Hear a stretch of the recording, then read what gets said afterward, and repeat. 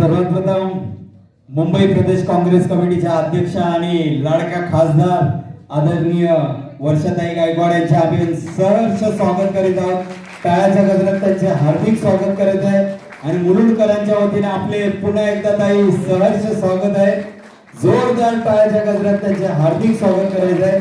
सन्माननीय राकेश शेट्टी साहेब त्यांच्या हस्ते त्यांचा सत्कार होत आहे. Ekta the power of youth and unity NGO के फाउंडर प्रेसिडेंट राकेश शेट्टी के द्वारा मुलुंड और उसके आसपास में रहने वाले लोगों के लिए मुंबई बनेगी तुंबई और मुलुंड विरुद्ध अदानी इस कार्यक्रम को आयोजित किया, जिसमें कांग्रेस मुंबई अध्यक्षा वर्षा गायकवाड़ पहुंची और उन्होंने कहा कि धारावी करों को भी मुलुंड नहीं आना और मुलुंड करों को खुली सांस लेने के लिए उनकी जगह पर किसी और को भी शामिल नहीं होने देना है. वहीं राकेश शेट्टी ने भी मुलुंड करों के कई मुद्दों को मीडिया के सामने रखा और भ्रष्ट सरकार को हटाने की बात कही. जनता से अपील किया कि हम सब मिलकर अदानी जैसे लोगों को मुंबई से भगाएंगे. वहीं उप मुख्यमंत्री देवेंद्र फडणवीस और मिहिर कोटेचा को चश्मा दिया गया है ताकि वह सब लोग साफ साफ देख सके कि क्या हो रहा है. फिर से अभी ये कोई साजिश तो नहीं है कि मुंबई के ऊपर अपना राज चलाने के लिए कुछ लोग बहुत बड़ी कोशिश कर रहे हैं. अभी मैं तो यहाँ पे सिर्फ एक बताने के लिए आई हूँ कि हम मुलुंडकर के साथ है, हम धारावी कर भी आपके साथ खड़े हैं. क्योंकि मुझे इसलिए ये कहना है क्योंकि धारावी के लोग तो कहीं कह ही नहीं रहे हैं कि हमको मुलुंड में जाना है. धारावी के लोग तो यही कह रहे हैं कि हमको धारावी में घर दीजिए. तो मुलुंड के लोगों जगह पे हमारा क्या अधिकार है? वो तो मुलुंडकर का अधिकार है, आप भी जानते हो. कहना है कि वो 70% मुंबई में जितनी भी बारिश गिरती है उसको एब्जॉर्ब करने का काम ये सॉफ्टलैंड लैंड करती है और इसके माध्यम से जो है वो पानी के बाद में ये करके उसमें से नमक बनता है. अब सवाल ये है कि कार शेड 3 के लिए विरोध करने वाले लोग यही है 6 के लिए और बाद में इन्होंने बोला, इन्होंने ट्वीट करके कहा कि क्या आगे आने के बाद तुम ये जमीन लोगे, ये इसमें ये है इन्वायरमेंट है वो है, आप लोग तो हाँ इन्वायरमेंट के लिए विरोध कर रहे थे, अब यहाँ पे इन्वायरमेंट नहीं कटेगा क्या? ये कहने वाले देवेंद्र फडणवीस थे. तो बराबर आपने चश्मा दे दिया, लेकिन उनके साथ साथ उनको बहुत सारी चीजें देने की, बादाम देने की बहुत आवश्यकता है क्योंकि वो याददाश्त वक्त के अनुसार बहुत बदलती जाती है. तो गरीब आदमी को बाहर भेजने का, अमीर आदमी के लिए मुंबई बनाने का ये क्या तरीका है? अगर अडानी को खुद की दुनिया बसानी तो यहाँ पे बसाए ना. हाँ बिल्कुल ना, क्यों नहीं खुद के मॉल खुद के होटल बनाता? बराबर है ना. सॉल्ट लैंड में तो अभी कुछ बना है कि बिल्डिंग कोई भी नहीं बनी है.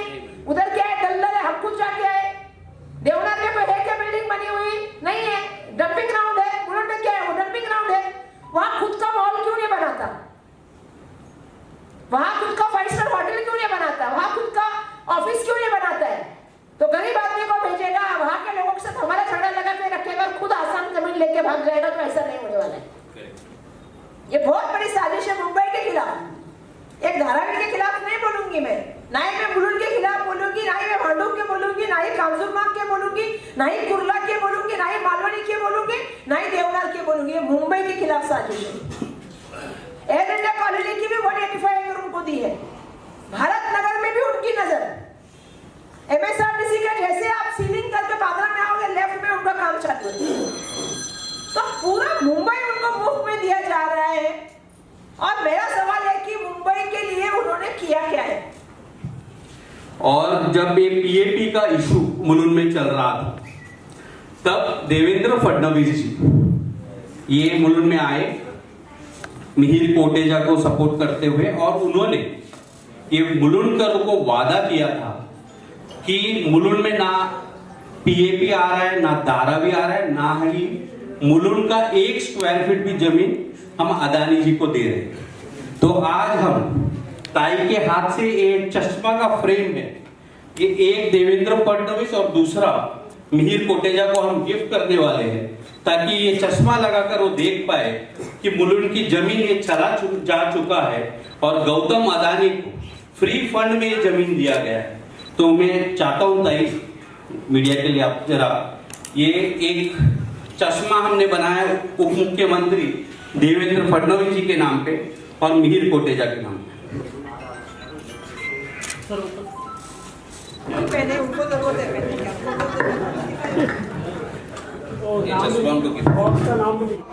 देखिए आज मुलुंड के तमाम एनजीओ हमने एक सब्जेक्ट के ऊपर आज सेमिनार रखा था.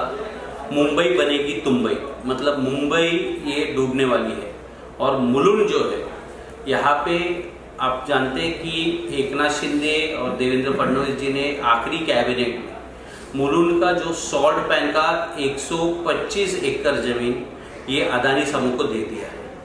ये सॉल्ट पैन जो होता है ये लो लाइंग एरिया में होता है और हजारों साल से जो समुद्र का पानी है वो हाई टाइड में अंदर आता है और फिर लो टाइड पे बाहर निकल जाता है। उस बीच में उस जगह पे सॉल्ट बनाने का काम लोग करते हैं।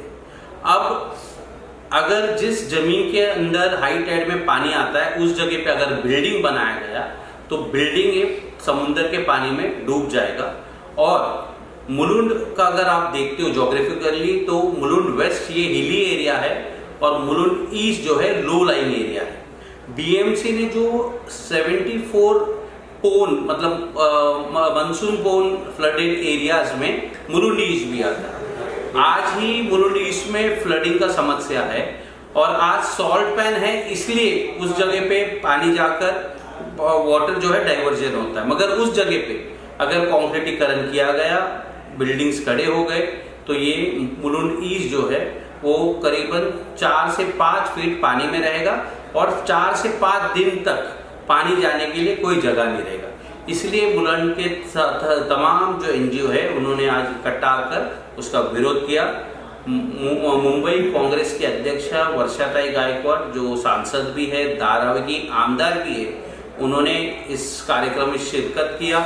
मुलुंडकरों को उन्होंने वादा किया कि धारावी के जो लोग हैं वो भी मुलुंड के साथ है। धारावी के लोगों को मुलुंड में आना कोई इच्छा नहीं है।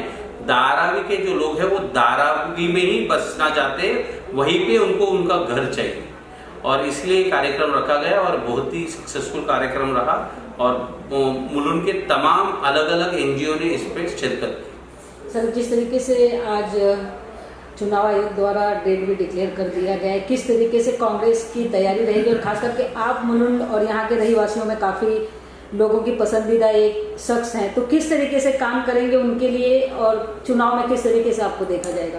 देखिए, ये एकता एनजीओ की तरफ से कार्यक्रम था, मगर मेरे अलावा जिन लोगों ने कांग्रेस का टिकट मांगा था उन सबको हमने इस कार्यक्रम में बुलाया। मेरा ये कहना है कि मुलुंड में किसी भी कांग्रेसी को टिकट मिले, पूरे मुलुंडकर उनका साथ देंगे और महाराष्ट्र में भारतीय जनता पार्टी की जो भ्रष्ट सरकार है और अदानी की जो दलाल है उनको सत्ता से बाहर भेजने का काम मुलुंडकर करेंगे। सर, महंगाई भी लगातार बढ़ती जा रही है, जिस तरीके से बात की जा रही है सिलेंडर हो या घर रसोई की, बहुत सारी चीज़ें ऐसी हैं जिसका दाम बढ़ा दिया गया है और अडानी के जिस तरीके से लगातार जो है पैसे हर चीज़ में बढ़ते जा रहे हैं, उसे लेकर किस तरीके से देखते हैं यहाँ पे? देखिए, महंगाई बढ़ रहा है। कोयला 300 कैलोरी पर केजी में जो सस्ता कोयला गौतम अदानी मंगाते हैं और बिल करते हैं 600 कैलोरी पर केजी का, मतलब एक मैनिपुलेशन है, फ्रॉड है और भारत सरकार को ठगने का काम कर रहे हैं। सिर्फ उनके देश के जो प्रधानमंत्री है वो उनके दोस्त है, इसलिए गौतम अदानी आज ये कर पा रहे हैं, नहीं तो दूसरा कोई भी सरकार होता गौतम अदानी को जेल में भेजने का काम करती। तो ये महंगाई बढ़ रही है, जो बिजली की समस्या का आप बात कर रहे हैं, इसके लिए जिम्मेदारी गौतम अदानी की है, क्योंकि बिजली जो बनती है ये कोयला से बनती है और देश में इंपोर्ट लाइसेंस और सबसे ज़्यादा इंपोर्ट कोई करता है वो गौतम अदानी करता है। और केंद्र सरकार ने अब ये कहा है कि अगर आप बिजली बनाओगे तो 50% इम्पोर्टेड कोल से ही बनाओगे। ये कोई तर्क नहीं है, ये कोई ऐसा कंडीशन का कोई मतलब नहीं है, सिर पैर नहीं है, मगर सब लोग जानते हैं कि कोल इंपोर्ट का लाइसेंस गौतम अदानी ही करता है और वो ही करता है, इसलिए उनको फायदा पहुंचाने के लिए केंद्र सरकार सब योजना बना रही है।